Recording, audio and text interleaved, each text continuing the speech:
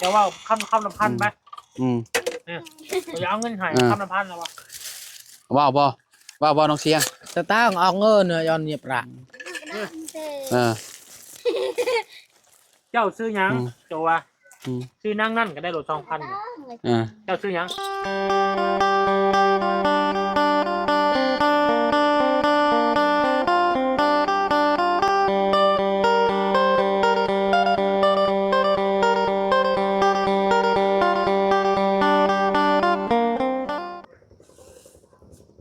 พ่อแม่พี่น้องเนาะกราบสบายดีและสวัสดีเด้อพี่น้องปองปาย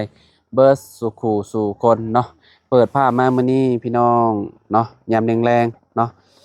เข้ามาหาทางอาเจืองพี่น้องเนาะได้ยินข่าวว่าเพิ่นไปหับน้องสาวของเมียมาพี่น้องเนาะมาอยู่เป็นหมู่เป็นหมู่เมียเพิ่นนี่แหละพี่น้องพอดีว่าทางน้องเพิ่นนะเวลาไปเฮ็ดเวียกเฮ็ดงานมาค่ำเนาะก็เลยว่าอยากให้น้องสาวเนาะมาอยู่กับมาอยู่เป็นหมู่เนาะพี่น้องเนาะตอนนี้ก็เพิ่นก็ไปหับมาเป็นที่เรียบร้อยแล้วพี่น้องเนาะโอเคเนาะโอ้เนาะสบายดีเด้อโดยสบายดีเด้อหล่ะเด้อสบายดีเด้อเนาะเนาะยังอายอยู่บ่ยังอายขออนุญาตหน่อยเนาะขออนุญาตเด้อเนาะไปหับมาฮอดจังโมงนี่น้องฮอดอันนี้เท่าไหร่นะประมาณ5 โมงปลายแล้วเจ้าตอนนี้เนาะเขาเมื่อแต่3 โมง 2 โมง 2 โมงเจ้าไปหับ2 โมงบ่จะออกจากนี่2 โมงบ่ออกเต็นนี่8 โมง8 โมงเราไปพุ่นแม่นบ่อ้ายมาก็จน9 โมง10 โมงเลยโอ้ย11แม่น11 โมงบ่11 โมงเฮาไป11 โมงจุ๊บเจ้าออกไปฮอดบ้านผู้จังโมงค่ะประมาณ3 โมง2 ชั่วโมง10 11 12 2 ชั่วโมง3 ชั่วโมง12 13ประมาณบ่ายโมงบ่ฮอดพุ่น2 ชั่วโมงปลายไปแล้วเนาะ2 ชั่วโมงซื้อจังได๋นี่ล่ะซื้ออาเติ้งถึงงานซื้ออาเติ้งบ่อาเติ้งบอกชื่ออาเติ้งให้บอกชื่อเจ้าชื่อหยังล่ะชื่อหยังลูกอาเติ้งเป็นเมื่อตะด่างชื่อหยังล่ะชื่อร้องว่าจะบอกก็ได้น้องเพิ่นยังบ่กล้าบอกเสียงชื่อน้องเสียงโดยจักปีน่ะประมาณ13บ่11บ่โดยอันนี้น้องหล่าสุดบ่นี่น่ะน้องล่าหล่าเลยประมาณ11มาฮอด12จัง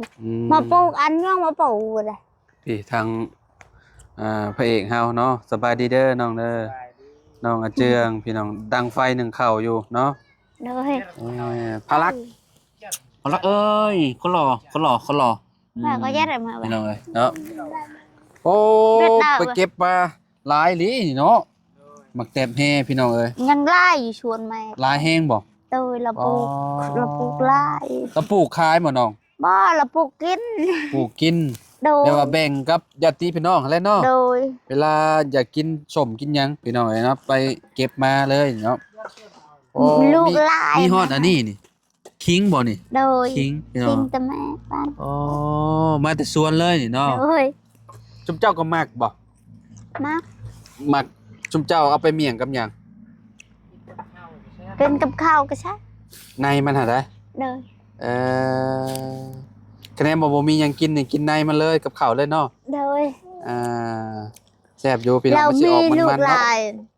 ลูกจะคนก่อนอันพี่น้องเจ้าน่ะเฮาข้อยก็ลืมล่ะฮอดบ่10 คนน้องหา2 คนน้องเจ้า2 คนโดยเอื้อยหาวกับอายหาวก็3 คนเบิ่งเอื้อย2อายผู้นึง3แล้วมาบวกใส่เจ้าอีก4โดยและไผอีกบัดนี้5 6เนาะหมอนี่คนสุดท้ายเนาะโดยคนสุดท้าย น้องเชียงพี่น้องเอ้ยเนาะบ่ได้เข้าโรงเรียนบ่ลูก เข้าเฮีย ล่ะ นเข้าเฮียนเราว่าบ่ฮู้ภาษาลาว ลาวนี่บ่ฮู้ภาษาลาว โดย บ่ว่าเข้าโรงเรียนแล้วสิบ่ฮู้ภาษาลาวบ่ฮู้บ่ ยันคู่ชอนภาษาเรา อ๋อ ครูชอนเราภษ เข้าฮอดห้องใดน่ะน้องเชียง ปสอง เข้าฮอดป .2 บ่ โดย ตอนนี้ออกแล้วบ่หรือแนวใด เฮียน เรียนอยู่ เด้อ เอ้าเรียนอยู่เพิ่นคือมาอยู่นํเจ้าได้ซะ เราพักนี่พัก พัก พัก จังมื้อบ่ห่าง เราบ่ฮู้จัก บอกว่าเจ้าเขาได้ จะทำจ้ะ เออพี่น้องเอ้ย แล้วทำ เนาะพี่น้องเอ้ยเนาะทางน้องเพิ่นก็ยังอยากอายกล้องอยู่เนาะยังบ่ค่อยชินเด้เพราะว่าเพิ่นบ่เคยอย่างน้อยเนาะเจ้ามีโทรศัพท์อยู่บ่เจ้าบ่ได้มีบ่โทรศัพท์ ต้องไปเอาฉันเบิ่งต้องไปเบิ่งไป มีบ่หรือว่าบ่ มีไป บ่มีเนาะอืมพี่น้องเอ้ยเนาะก็คือเจ้าพักจังมื้อหาพักโรงเรียนนี่ล่ะ ที่มีตรงเรียนที่ลา จังมื้อหลังปีใหม่ผมบ่เล่นอะไร ลังปีใหม่ อืม ดูว่าไป ก็คือเพิ่นหยุดช่วงนี้เนาะ ดู ก็คือเพิ่นมาลิ้นน้ำเจ้าหรือว่าเจ้าไปหาเพิ่นมาอยู่นํเลยหรือว่าแนวใด เฮาอยากเอาเราเอาพลักเฮาไปเอาแห้งมันต้น เออเจ้าน่ะสิให้เราเอาลูกเจ้าแล้วเจ้าสิไปเอาแฮง ดู ไปกับผัวเจ้า ดู อืมพี่น้องเอ้ยเนาะ โอ้เบิ่งเลยกินฮอดลูกข่อยเด้ โดยเอ้าสบายดีเด้อเจ้าเด้อเนาะอุ้มลงมองดูเราให้เจ้าอุ้มอยู่บ่ เพราะว่าอุ้มได้ลูกก่อน อืมคือลูกเจ้าเนาะ คือวิน คล้ายๆคือวินเนอร์เนาะพี่น้องเอ้ย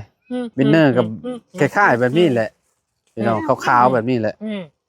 อืม อืมอืมอืม เอาควันกุ้มๆมาโอ้ยควันเด้อ่าอืมบ่ให้เนาะบ่ให้ คือบ่เอาเจืองคือเนาะ คนเนี้ยไม่ไกลเห็นตาจมตาแล้ว คือเนาะ คือหัวงามเบิ่งในคลิป อืม หัวงามนี่ หัวงามหัวงอนพี่น้องเอ้ยเนาะอืมมาเด้เฮ้ยคือกันเนาะอืมคืออืม คน รอใหญ่มานี่เนาะผู้สาวตึมแล้วลูกบ่บุญลูกน้องเจืองน้องเอ้ยเนาะ อันนี้พ่อลูกสาวน้องสาวนะ โอ้ยเว้าลาวเขาบ่เว้า ฮะ เขาบ่เว้า น้องละจะซื้อยัง อ่าน ฮะ สมอยจิ๊บเงียบกิ๊บ โมดิตอบแทนเราตอบแทนเลย อ่า อ่า อ่าอ่า หยอกได้เด้พี่น้องมันน้องพารักนี่ กินยัง บ่ได้ย่าน จะเอิ้นยังเนี่ยเปล่าหลายเท่าดิ บ้านเจ้าห้อง เมียงเนาะ บ่บ้านเจ้าห้องมากหยังแร่ มาก แร่บ่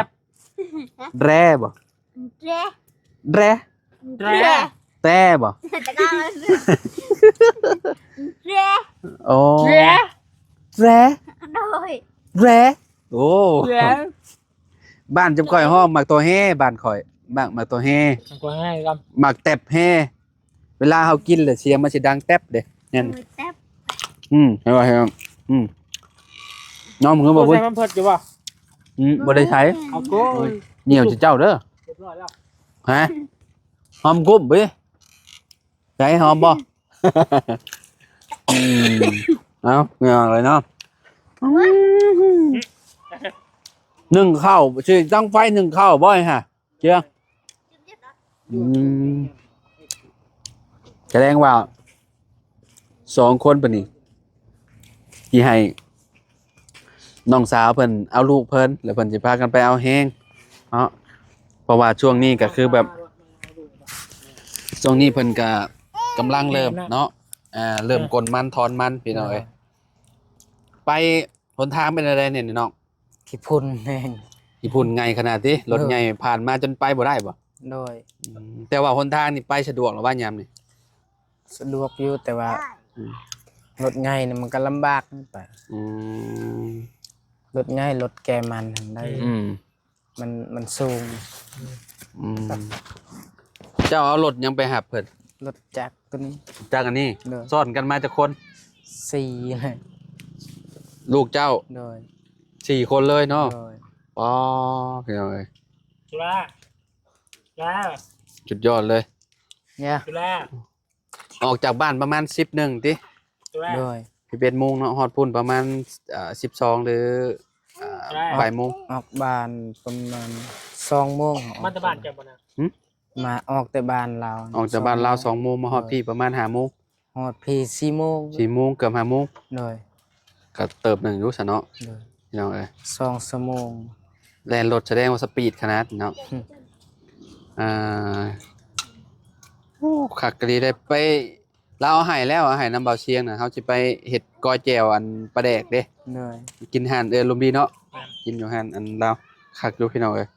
เดี๋ยวเมียงเนาะ กินกับเมี่ยงเนาะพอข่อยกินคือว่าคาคอข่อยจะรออยู่มันฝาดบ่วะยืนก็บ่อยากได้ คักแล้วตัวนี้ อืมแซ่บเด้เห็นนะพลักยังหมักเลยเนาะ เดี๋ยวต้องคายเนาะ แม่นเมี่ยงหัวจิงไข่โอ้คัก หัวสิไข่บ่มีอยู่ถึง โอ้เมื่อกี้นี่เพิ่นจะเผ็ดหลายๆเต็มอยู่หมักตัวแฮแล้วก็กำลังเป็นหมากบัดมาเห็นเทื่อเจืองบ่เต็มอยู่หมักตัวแฮโอ้ยว่าคัก ไว้ เด้หัวจิงไข่หัวจิงไข่คอยบ่ฮู้อืมบ่ได้ยินเสียงเราเลยนี่ ก็เบิ่งนาง อืม จะว่าคำละพันไหม อืม เนี่ยจะเอาเงินให้คำละพันแล้ววะ ว้าวบ่น้องเสียง ตะตั้งออกเงินย้อนเนียบระ เออ เจ้าซื้อหยัง อืม โจว่า อืม ซื้อนั่งนั่นก็ได้รถ2,000 เออ เจ้าซื้อหยัง นางเสียง ฮะ เว้าดังๆจะซื้อหยังน้าบ่าวก็สิเอาให้คือกันนี่มั้ย นักเที่ยงว้ายคือบ่เที่ยงไม่เอา เออเจ้าเฮียนอยู่ห้องใด ครับก็ เจ้าเฮียนอยู่ห้องใดน้าบ่าวสิเอาให้นี่เฮียนอยู่ห้องใดเฮียนอยู่ป .2 เออได้เด้2,000น่ะเด้อายุจักปี เดี๋ยวเขาว่า เดี๋ยวพาเว้าจะให้น้องเจ้าเว้าจักปี11ปีเออโดยมีพี่น้องจักคน หลายคน จะเป็นคนที่เท่าไหร่คนสุดท้ายหรือคนที่เท่าไหร่ คน พี่น้องเอ้ยเนาะน้องเป็นยังอายเนาะพี่น้องมื้อหน้าอันเพิ่นอาจสิแบบ เว้าเก่งกว่านี้เนาะเพราะว่าคนเฮาก็คือที่ฮู้แหละพี่น้องบางคนเพิ่นก็บ่เคยออกกล้องออกหยังเนาะอ้าวนี่บ่าวมาให้เด้อเนาะพี่น้องเอ้ยปัจเจียงเพิ่นกำลังดังไฟหนึ่งข้าวกินอยู่พี่น้องเอ้ยเนาะมาค่ำพอสมควรเนาะ ขอ เจ้า อ เนาะ นุญาตเด้อ โดยเอาหนึ่งรถเนาะ เด้อ ตามสบายเนาะ ไปเอาแห้งมือไหนอ่ะ อันนี้พอห่มบ่เชียงเอาให้ มื้อใดสิ มื้อได้ไปซะ แบบมีหมู่ไปคนแล้วเอาไปเอาถามหมู่ไปก่อน น้องซ้อนยังบ่ตรงแห้งน้องซ้อนเนาะ โดย น้องซอนเพิ่นก็ไปเอาอันคุมื้อได้เนาะ ได้ ไปแบบไปอันซอยกับเจ้าคุมื้อพี่น้อง โดย เพราะว่าบัตรของเราลงมือก็คือแบบกับเจ้าก็สิมาซอยของเราหั่นน่ะคือสร้างมาก็เฮาก็ต้องหยุดแหละเนาะ โดย เมื่อวันที่เท่าใดเพิ่นมาตกลง ที่30 31เนาะ30เนาะ โดย30 มื่นอยู่เหรอว่าอยู่เฮือนเหรอว่า 28บ่ เจ้าหาแล้วอยู่ว่า โดย หรือว่าไปเอาเฮง แบบหมู่ยังบ่กลมันแล้วก็พักก่อน พาก่อนเนาะ โดยสิไปเอาเพิ่นก่อน เอาพื้นหมดเลย ก็คือเมียอยู่เฮือนก่อนเนาะ โดย ก็ลูก เมียก็ไปน้ำแหละ ไปคือการบ่ไปเอาพื้น โดย พลักเราบ่ได้กินนมแม่อยู่แล้วเนาะอยู่กับอันทาง นาสาว นาซาวก็ได้พี่น้องเอ้ยเนาะเจ้าไว้บ่เอาเด็กน้อยไว้อยู่บ่อีล่ะได้อยู่บ่ ตอนให้ตะบานอัน ได้อยู่บ่ เอาไว้นึงไงไปบ่อันเตืออันนี้ เจ้าสิพลักเราขี้ดื้อซ้ำ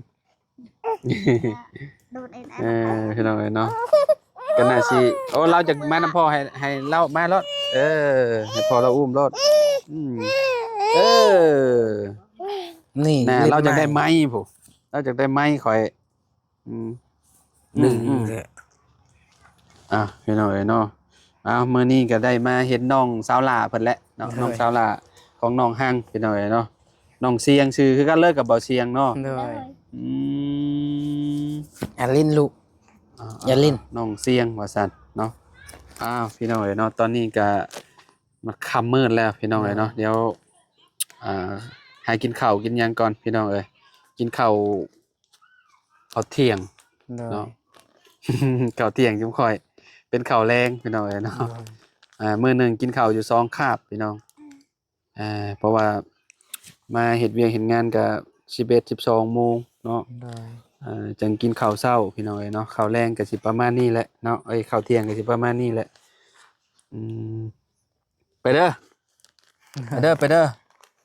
นอนเด้ออยากนอนแล้วคนน้อยพี่น้องเอ้ยเนาะ นอนแล้ว เวลานี้เพิ่นอยากนอนแล้วเนาะ โดยเมื่อให้ขี่รถนี่แหละ เมื่อยแล้วพี่น้องคนน้อยครับเนาะขนาดเฮาผู้ใหญ่ครับรถจักรนี่ก็ยังเมื่อยบ่แห้งแหละเนาะเด็กน้อยนางก็หนทางมันก็บ่ค่อยดีอยู่แล้วบางทีเต้นตุบตับเนาะเจียงเนาะ โดยซกแบบใส่ซกซองซกแข้ง แข็งๆซั่นติ โดย ไปซะอ้ายไปปะเลยเด้อเนาะ โดย ดีๆมีแฮงเนาะสบายดีเด้อไปละสบายดีเด้อไปน้องห้าง สบาย เอ ดี สบายดีพี่น้องเนาะพบกันใหม่เนาะขอบคุณหลายๆพี่น้องที่ติดตามเด้อ